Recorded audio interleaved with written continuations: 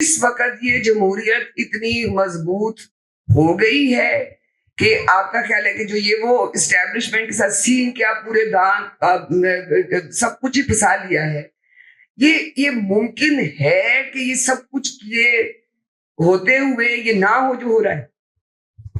میں آپ کے ورڈز ریپیٹ کر رہی ہوں. دیکھیں 2018 کے اور 2024 کے حالات میں کافی فرق ہو گیا.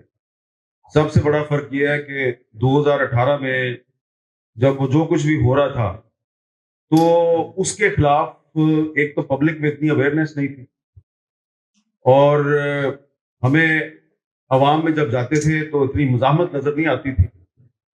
ابھی اویئرنیس بہت زیادہ ہے، اور خاص طور پہ پہلے تو سوری ٹو سے صرف ہمیں بلوچستان میں اور خیبر پختونخوا میں اور سندھ میں نظر آتی تھی، اب ہمیں کافی پنجاب میں بھی نظر آ رہی ہے. تو یہ جو پنجاب میں ایک اویئرنیس آہستہ آہستہ پیدا ہو رہی ہے کہ یہاں پہ بھی اب لوگ کہتے ہیں کہ آئین اور قانون کی بالادستی ہونی چاہیے. یہاں پہ بھی بہت سے اسٹوڈنٹس کو اور انٹلیکچوئلس کو پتہ چل گیا کہ آئین پاکستان میں ایک آرٹیکل 244 بھی ہے جو کہتا ہے کہ فوج کو سیاست میں مداخلت نہیں کرنی چاہیے. جب ہم کہتے تھے آرٹیکل 244 پہ عمل درآمد ہونا چاہیے تو کہتے تھے یہ تو غدار ہے. ٹھیک ہے، تو یہ جو اویئرنیس آئی ہے یہ ایک امید کی کرن ہے. اور دوسری بات یہ ہے کہ ابھی تک ہماری ساری ڈسکشن جو ہے وہ داخلی سیاست کے حوالے سے، ڈومیسٹک پالیٹکس کے حوالے سے. ہم یہ نہیں دیکھ رہے کہ پاکستان میں اس وقت جو کچھ ہو رہا ہے اس کے پیچھے انٹرنیشنل جو پلیئرز ہیں ان کے کیا کیا مفادات ہیں اور ان کا کیا کردار ہے. مجھے یہ لگتا ہے کیونکہ میں نے پچھلے 3-4 مہینے میں بہت سے لوگوں کے ساتھ اس پہ میری گفتگو ہوئی ہے.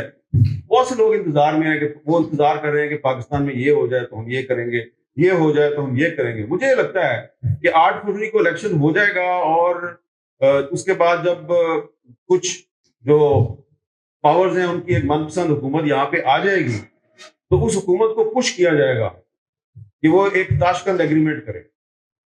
یاد ہے نا تاشکند ایگریمنٹ جو جنرل ایوب خان کے زوال کا باعث بنا تھا؟ وہ تاشکند ایگریمنٹ جو ہے مجھے لگتا ہے وہ پاکستان کی پبلک اس کو سپورٹ نہیں کرے گی، اور اس تاشکند ایگریمنٹ کے خلاف تقریباً تمام پولیٹیکل پارٹیز جو ہیں 1-2 کے سوا وہ متحد ہو جائیں گی، اور ویسی ہی تحریک چلے گی اگر جیسی کہ 60s میں ایوب خان کے خلاف چلی تھی. وہ ایک ڈکٹیٹر کے خلاف چلی تھی. اس مرتبہ جو تحریک ہے وہ ایک مائنڈ سیٹ کے خلاف چلے گی، یہ مجھے لگتا ہے. ٹھیک ہے، اس کی وجہ یہ ہے کہ جو behind the scene international players جو پلاننگ کر رہے ہیں وہ مجھے لگتا ہے یہ امپلیمنٹ کرنا پاکستان میں بہت مشکل ہے. اس کی امپلیمنٹیشن کے لیے پاکستان میں مضبوط سیاسی جماعتیں چاہیے.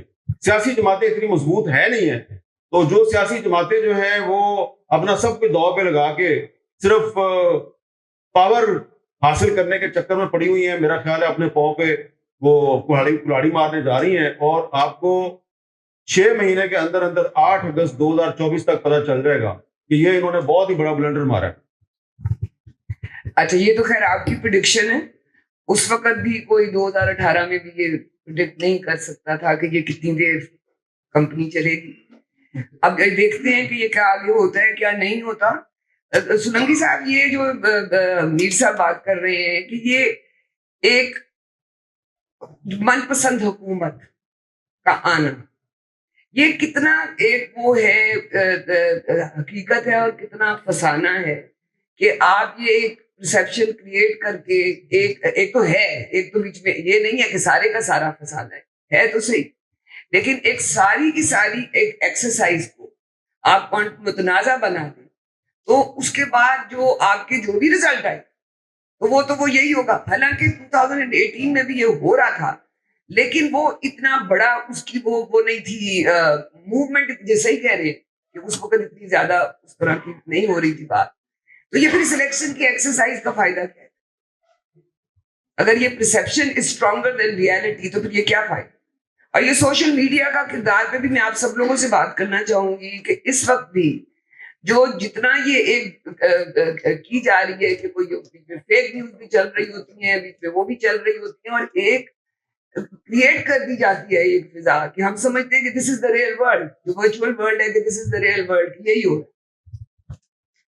میرے خیال میں جو نئی حکومت بنے گی 8 फरवरी के बाद जो असल चैलेंजेस हैं वो सियासी अदम इस्तेहकाम के तो खैर हैं ही, लेकिन जो सबसे बड़ा चैलेंज है वो पाकिस्तान के मुआशी बका का है, जिस पर बहुत कम बात होती है। क्योंकि जिस हालत में हम खड़े हैं,